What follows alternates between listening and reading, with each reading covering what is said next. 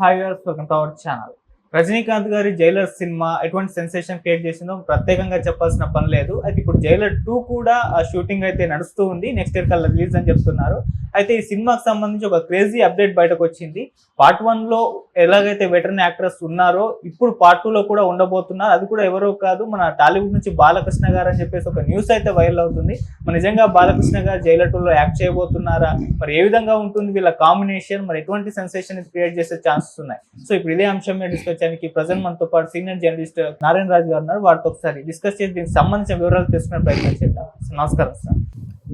Sir, Jailer 1 లో మనం చూసాము మోహన్ లాల్ గారు కానివ్వండి, శివరాజ్ కుమార్ గారు వాళ్ళిద్దరు కూడా ఉండడం, ఆ కేమియోస్ బాగా వర్కౌట్ అయ్యి సినిమా ప్లస్ అవ్వడం చూసాం. ఇప్పుడు పార్ట్ 2 కూడా నడుస్తూ ఉంది. అయితే పార్ట్ 2 లో బాలకృష్ణ గారు ఉంటున్నారని చెప్పేసి ఒక వార్త అయితే వచ్చింది సార్. మరి నిజంగా బాలకృష్ణ గారు చేయబోతున్నారా, చేస్తే ఏ విధంగా ఉంటుంది సార్ వాళ్ళ కాంబినేషన్? యాక్చువల్గా ఈ regional cinema pan India cinema అనే ఒక బ్రాండ్ వచ్చాక ఈ సినిమాల నిర్మాణ తీరే మారిపోయింది.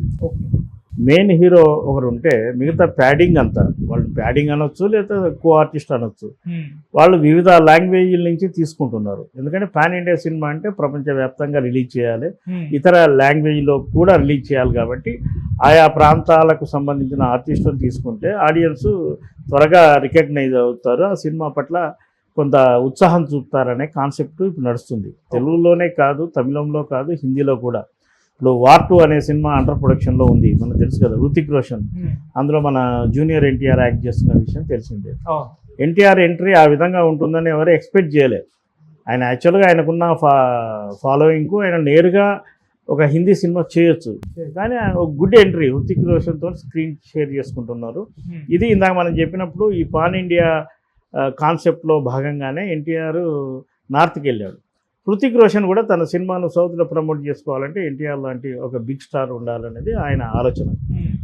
ఆ తర్వాత మిగతా సినిమాలు మనం ఏది తీసుకున్న కేజీఎఫ్ తీసుకుంటే మన అందులో సంజయ్ దత్ కనబడతాడు. రజనీకాంత్ సినిమా లేదా అంతకుముందు వచ్చిన కమల్ హాసన్ విక్రమ్ సినిమాలో కూడా చాలామంది ఆర్టిస్టులు, యంగ్ ఆర్టిస్టులు, కార్తీ, సూర్య లాంటి వాళ్ళు కనిపిస్తారు.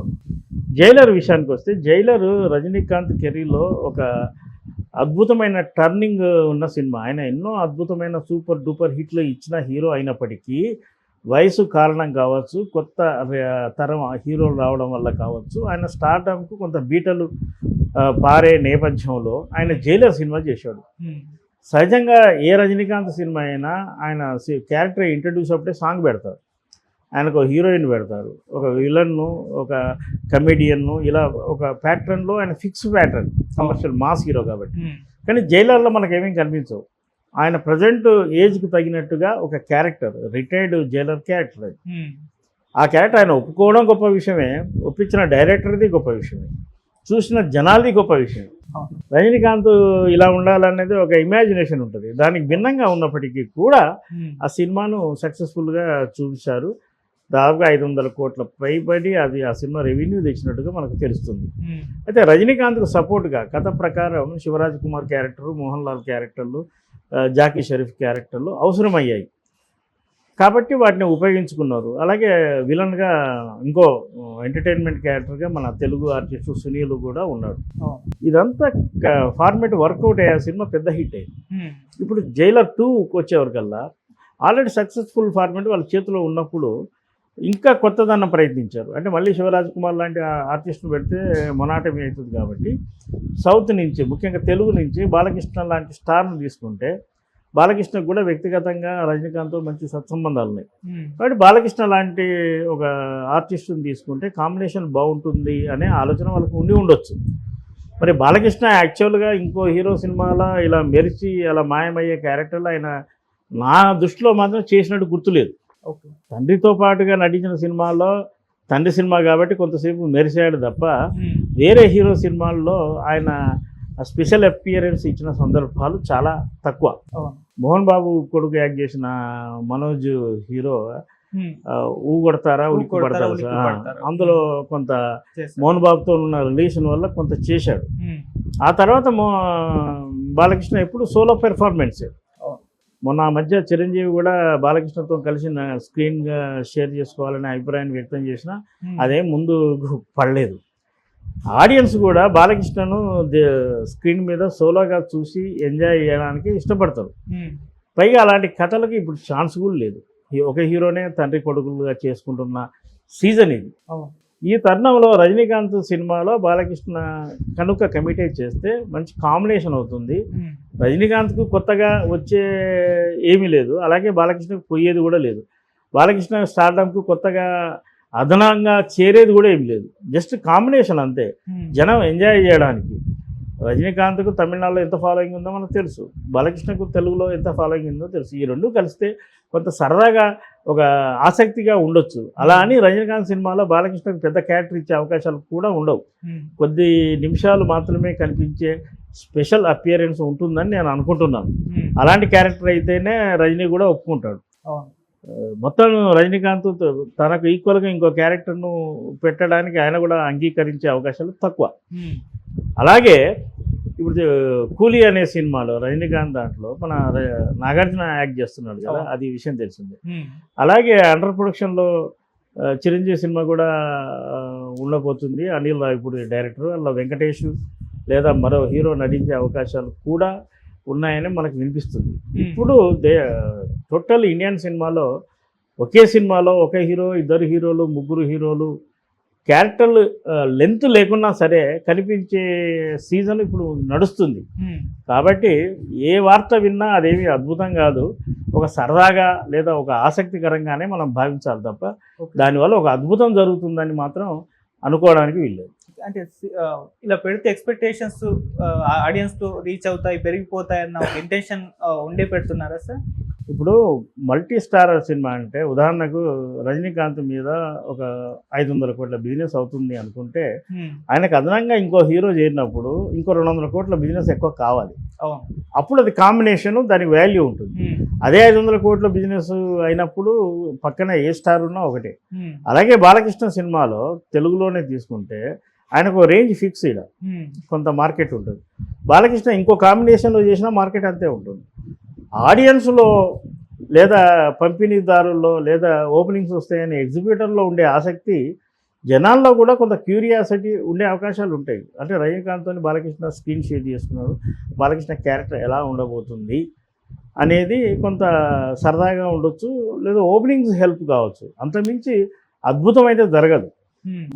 ఓకే సార్, ఇలా కేమియో రోల్ చేయడం లేకపోతే ఒక ఇంపార్టెంట్ రోల్ సీనియర్ యాక్టర్స్ ఈ విధంగా సినిమాల్లో చేయడం అంటే ఒకప్పుడు ఉండేది, ఆ తర్వాత తగ్గిపోయింది, మళ్ళీ ఇప్పుడు స్టార్ట్ అయింది అని అంటున్నారు. అంటే 90s టైంలో ఉండేవి, ఇప్పుడు మళ్ళీ పెరిగిపోయాయి అని చెప్తే ఏ విధంగా చూడొచ్చు ఎన్విరాన్మెంట్ సినిమా? 90s టైంలో ఇద్దరు హీరోల సినిమాలు చాలా వచ్చాయి మనకి. ఓకే, రామారావు, నాగేశ్వరరావు, కృష్ణ, శోభన్ బాబు, కృష్ణరాజు, ఇలా చాలా సినిమాలు వచ్చాయి. అయితే ఆ సినిమాలన్నింటిలో చెరి సగం అనే విధంగా ఉండేది. పాటలు ఈయనకు 2 ఉంటే ఆయనకు 2, హీరోయిన్ ఆయనకు స్టార్ హీరోయిన్ ఉంటే ఈయనకు స్టార్ హీరోయిన్, ఫైట్స్ కూడా 2 ఇలా ఒక తూకం వేసినట్టుగా క్యారెక్టర్లు ఉండేది. ఎక్కువగా మల్టీ స్టార్ సినిమాలు చేసిన ఘనత సూపర్ స్టార్ కృష్ణకే చెందుతుంది. ఆయన రామారావు, నాగేశ్వరరావు, శోభన్ బాబు, కృష్ణరాజు ఇలా అందరి హీరోల కాంబినేషన్లో చేసిన ఏకైక మల్టీ స్టార్ హీరో కృష్ణ గారే. ఆ రోజుల్లో నిర్మాణమైన విధంగా ఈరోజు కావట్లేదు. అంటే అక్కడ ఈక్వల్ క్యారెక్టర్లు ఉండేదారు. ఈరోజు అలా కాదు, ఒక స్పెషల్ అపియరెన్స్గానే ఉంటుంది తప్ప బ్యాలెన్సింగ్గా ఉండట్లేదు. ఓకే, ఏదో ఆ హీరోకు కథ ప్రకారం ఏదో ఒక సందర్భం వస్తే ఒక 2 నిమిషాలు, 3 నిమిషాలు, 5 నిమిషాలు తక్కువని మెరిసి కనపడి కొంత హడావుడి చేసి వెళ్ళిపోయే పాత్రలే ఉంటున్నాయి తప్ప ఈక్వల్గా స్క్రీన్ షేర్ చేసుకుంటున్నట్టుగా మనకు కనిపించట్లేదు. బహుశా వార్ 2 దీనికి మినహాయింపు ఉండొచ్చు, ఎందుకంటే అందులో హృతిక్ రోషన్తో పాటు ఎన్టీఆర్ కూడా హీరోలు అని అంటున్నారు. ఇద్దరి సమాన పాత్రలు అయి ఉంటాయి అందులో.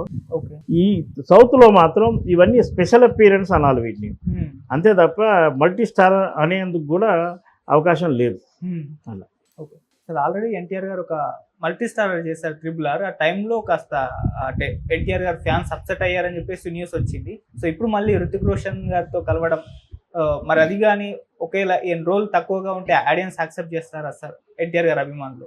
ఇప్పుడు మల్టీ స్టారర్ RRR విషయానికి వస్తే చాలామంది ఎన్టీఆర్కు నాకు తెలిసి ఇటు తెలుగు ఆడియన్స్ మాత్రమే భావించారు. కానీ హాలీవుడ్ స్థాయిలో ఆ తరహా పాత్రను వాళ్ళు కొత్తగానే చూశారు. ఓకే. ఎన్టీఆర్దే అండర్ ప్లే క్యారెక్టర్, దానికి ఆదరణ ఎక్కువ లభించింది. ఇప్పుడు రామ్ చరణ్ చేశాడు ఆ హడావుడి పోలీస్ డ్రెస్సు, పోలీస్ క్యారెక్టర్, ఇలాంటి క్యారెక్టర్లు అనేక సినిమాలో మనం చాలామందిని చూసాం. కానీ ఇంటర్నేషనల్గా రిలీజ్ అయిన RRRలో ఎన్టీఆర్ పాత్ర మీకు కొత్తగా ఉంటుంది.